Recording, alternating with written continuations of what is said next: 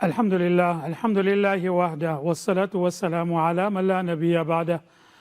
Amma ba'du, fa'udhu billahi minash shaitanir rajim. Bismillahir rahmanir rahim. Wa laqad nasarakumullahu bi badri wa antum adillah. Sadaqallahu al-azim. Respected viewers, welcome back to our program, The Battles of Our Prophet sallallahu alaihi wasallam, a historical perspective. We thank the Almighty and we praise the Almighty for His many favors, and we send salutations upon our beloved Nabi Kareem sallallahu alaihi wasallam. In our last program, we had looked at the circumstances which led to the first major battle in Islam, the Battle of Badr, which is known as Furqan, the differentiator between truth and falsehood, between right and wrong, between vice and virtue. And just to give us a small background with regard to it, we understand and link the last program with the present program so that we have a continuity. We mentioned our beloved Nabi Kareem sallallahu alaihi wasallam leaving Medina to intercept the trade caravan. We also expanded, and I'm not going to go into the reasons now because we did it previously, on the reasons for the interception of trade caravans in the beginning stages of Islam. When Nabi Kareem sallallahu alaihi wasallam leaves the trade caravan, somehow or the other comes to know about it, and it manages to take precautionary methods to prevent and to protect itself from the Muslims. Meanwhile, in Makkah, the paternal aunt of our beloved Prophet sallallahu alaihi wasallam, Atika bint Abdul Muttalib, sees a dream. In this dream, she sees a rider coming on a camel, coming into Abta, then coming into the Haram, the Kaaba and Baytullah, telling the people of Makkah, "O people of Makkah, you hasten towards your destruction," goes up the Jabal Abi Qubais, which is the mountain which is adjacent, or it used to be adjacent and now it has been covered by buildings. Takes a mountain and rises up the mountain, comes to the top of the mountain and drops a boulder. The boulder comes down towards the valley of Makkah where the people stays, and it splits. And it knocks and it enters into every home. And Abu Jahl mocks at Abbas, the brother of Atika, and says that it is not enough that you got a male prophet, that you must have a female prophetess. Right, so this is a dream. Abu Sufyan, in the meanwhile, comes to know the Muslim intention, takes another route, and manages to evade the Muslims. However, before that, he sends an envoy to tell the people of Makkah about the impending threat. The envoy, Zamzam Ghafari, makes a dramatic entrance to reveal the news which incenses the people of Makkah. He comes with his camel, he cuts the nose of the camel. And when he cuts the nose of the camel, there is great amount of blood, which flows profusely. Right? And he tears his kurta and he tells the people, the trade caravan in which nearly every individual in Makkah had invested in, it's a threat. And the people get incensed. You would recall in the previous program we had said the Muslims had attacked one caravan in which one person by the name of Amr al-Hadrami was killed. They get ready to show the strength, wishing to destroy and obliterate the Muslims according to them once and for all. Right? So Abu Jahl gets the people together and he incites them. We need to put a stop to the threat of the Muslims. And even when they get the news that the trade caravan is safely on its way back to Makkah, managing to evade the Muslims, they are still in that excitement. Right? And they make their plans to continue to march to Badr as a demonstration of their strength and to be able to protect their trade routes. And they get together a big army and they arm the army to its hilt.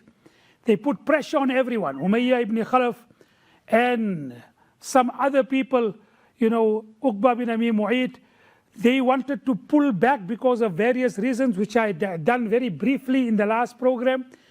They pressurized them by making them feel ashamed, by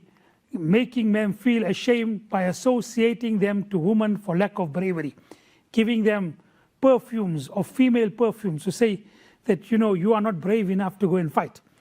Abu Lahab also is worried with regard to the situation because he knows in some way that his nephew never ever spoke a lie.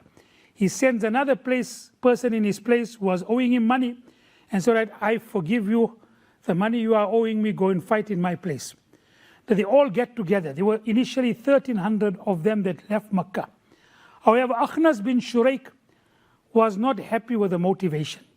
He felt that the trade caravan has saved itself. What is the use of us going to make a spectacle or a show and demonstration of our strength?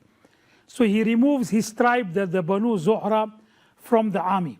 So this is how they left Makkah to go to Badr to prepare for a battle. Although the initial reason why they prepared the army was for the sake of the trade caravan, which is now safe. Muslims left Medina on the 12th of Ramadan with 313 people, 70 odd camels, 2 or 3 horses. This was regarded to be sufficient to intercept the trade caravan, which was marshaled by some 40 odd people. The trade caravan, manages to evade themselves. But however, Muslims go, and that is why they only went with 313 people.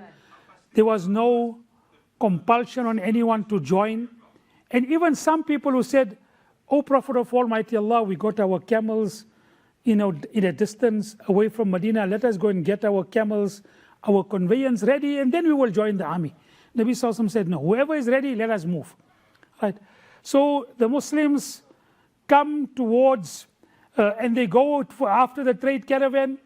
The trade caravan manages to evade themselves. Now, how Abu Sufyan was a very shrewd person. He comes near and he's worried that the Muslims were trying to, as I said previously in one of the programs, to attack the trade caravan on its way to Syria. At that time, it managed to save itself on its way. He knows that they are going to be after him.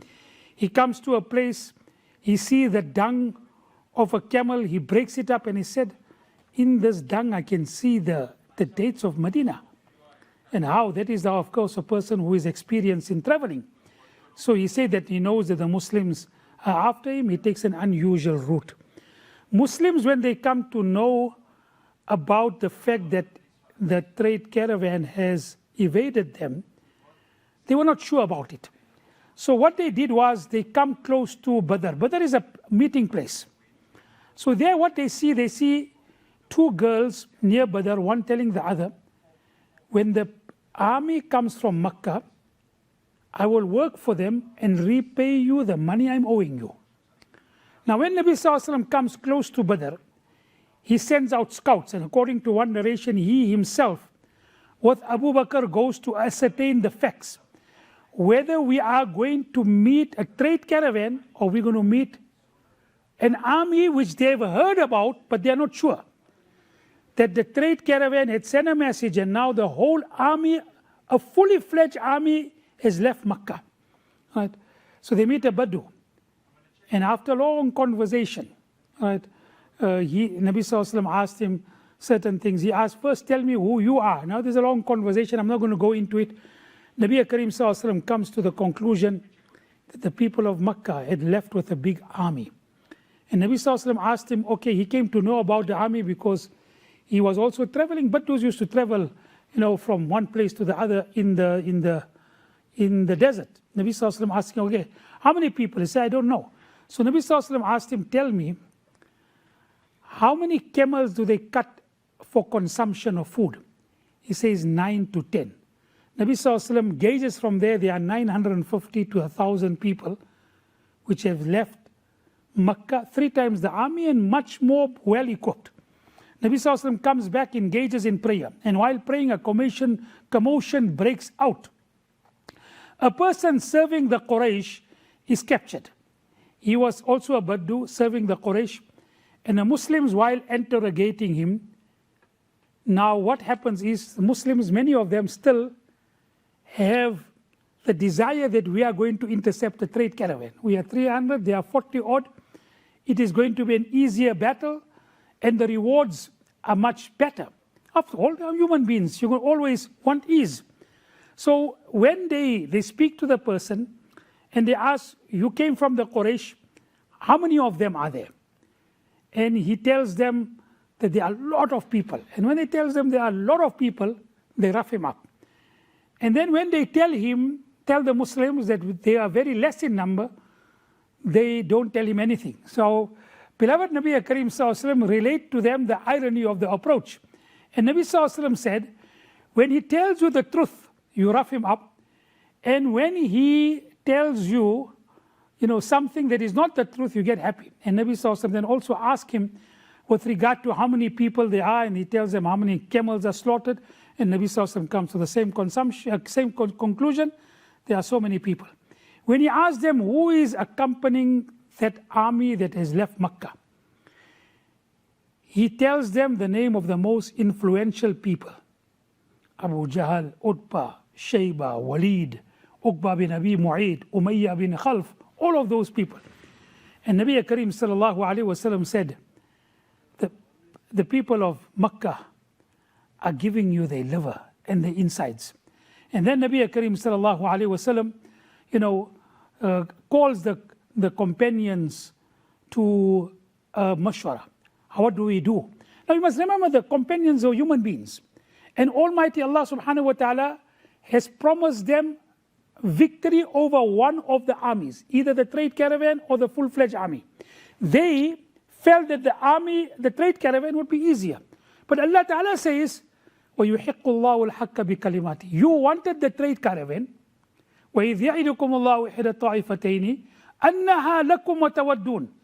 We promised you one of the two, we will give you victory. You wanted the trade caravan.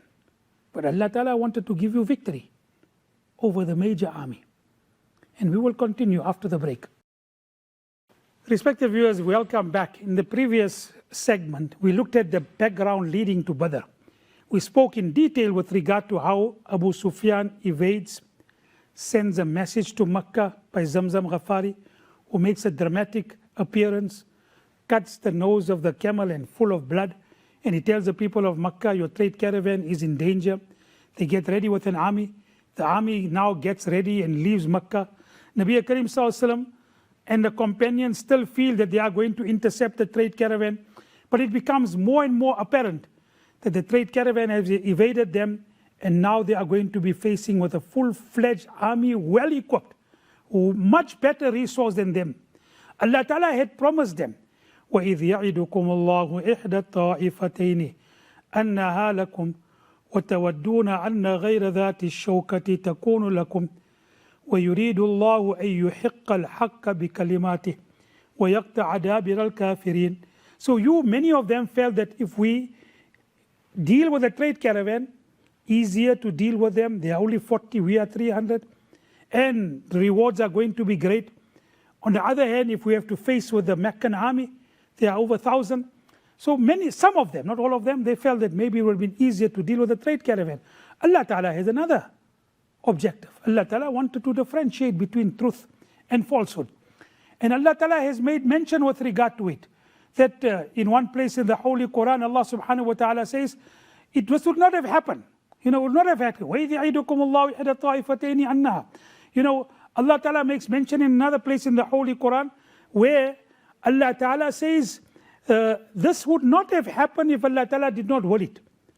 Allah has created the circumstances, the trade caravan evade you, they came out with an army, and now Allah Ta'ala wanted to establish the truth. Now what the Nabi Karim Sallallahu Alaihi Wasallam does, Nabi Karim Sallallahu Alaihi Wasallam consults the Sahaba and companions. And this is very important, that when you as a leader, even if it's only your family, you are the head of the household, what you need to do is to take everyone together with you in any decision you take. Don't go and take decisions on your own and impose it upon people. Make them feel part of the decision. So Nabi Karim Sallallahu Alaihi Wasallam informs them of the reality of the situation. In the consultation, Abu Bakr and Umar gives the opinion to continue, even if we have to fight the full might of the Quraysh.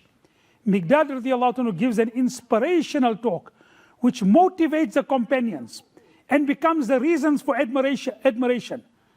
Many Sahaba said, if only we could have been the one to say what Miqdad had said. And he told Nabi Karim Sallallahu Alaihi Wasallam, harib man shit, Salim man shit. Khudh min amwalina ma shit. Go and make peace with whomsoever you want. Go and fight with whomsoever you want. Take from our wealth whatever you want. What you take from our wealth will be more beloved to us than what you leave behind with us. Subhanallah. Our Nabi Sallallahu Alaihi Wasallam continues to ask for more suggestions. Sa'd bin Mu'adh, the leader of the Ansar of Medina, realizes why Nabi Karim Sallallahu Alaihi Wasallam is asking this. Because the people of Medina had signed a pact, the treaty, that we will protect the Muslims and Nabi Sallallahu Alaihi Wasallam in Medina. This is outside Medina. Nabi Sallallahu Alaihi Wasallam asked for more suggestion. He understands. He said, Ya Rasulullah, I know you are referring to us. And then he gives an opinion. Take us wherever you want. You take us to the ocean also. We will continue fighting. This was a very powerful statement. Because Arabs, by and large, especially the people of Hijaz, did not like to travel in the ocean. That is why Umar radiallahu anhu, when he was asked by Muawiyah to set up a naval force, he initially declined. And he said, no, I'm very, very hesitant. And there was an incident, he told Abdullah ibn Masud, how is it to travel in the ocean? And Abdullah ibn Masud, I think it was Abdullah ibn Masud, said, can you imagine a stick that is sticking out of the water and there are insects around that stick? That is how it is to travel in the ocean. So Arabs, by and large, initially, or after all, they became, the great controllers of the Mediterranean. So this was, the Muslims now get together and they now come towards Badr. Badr is a meeting place, right? And I will go on to make mention with regard to the reason why Badr is known as Badr. Meanwhile, in the Meccan camp, although they have left, there is some uneasiness. Part of the uneasiness is someone sees a dream in which indication is given in the dream that the hierarchy of the leadership are slain. Right? So they come towards Badr, getting ready. Abu Jahl is in the forefront to inciting the people for battle. He wants to make a statement. He wants to take revenge. He wants to obliterate the Muslims. When they come, now there's uneasiness. There's uneasiness. They heard about the dream of Atika binti Abdul Muttalib, which I've made mention of previously. They see this dream. Nabi Karim Sallallahu Alaihi Wasallam sends Umar radiallahu anhu to convey the message to them, let's forsake the war. Let's leave the war. Voices are heard about not continuing with the war. Utbah bin Rabi, who is one of the most prominent and influential people amongst the Quraysh, spearheads this. And he tells the people of Quraysh that, O people of Quraysh, what are you going to gain by fighting the Muslims? Many of them are your own family members. What are you going to gain by fighting them? It is better that we stay away from it. Abu Jahl is inciting you for his own personal reasons. And he goes around and he had a very expensive red camel. And he takes that camel and he, rides that camel across the entire army. And he tells them, I'm telling you, let us stop this war. And if anyone accuses you of cowardice, refer them to me. Refer them to me and tell them, I am the one that prevented you. Abu Jahl now realizes that this could lead to a lack of motivation and a demoralizing of the Quraysh army. He reproaches him by saying, you are doing this because your son is a Muslim. He now finds it offensive because he is attacked. And for a Qurayshi and an Arab, there is nothing greater if anyone offends him or attacks him on the basis of his bravery, that you are not brave, you are a coward. And therefore, he then stays away from it. And he was amongst the first persons to present himself for the initial individual duels. And he was the first person to be killed. And amazingly, Utbah bin, you would recall, and from history letters, we need to know all these things. Utbah was the one that when Nabi Karim Sallallahu Alaihi Wasallam was chased out of Taif, came to sit at a place, and he was bloodied, and the blood of the Prophet Sallallahu Alaihi Wasallam clogged his shoes, and Utbah and Shayba were there. Utbah sent grapes to Nabi Karim Sallallahu Alaihi Wasallam, seeing him in that condition. And he sent his slave Attas.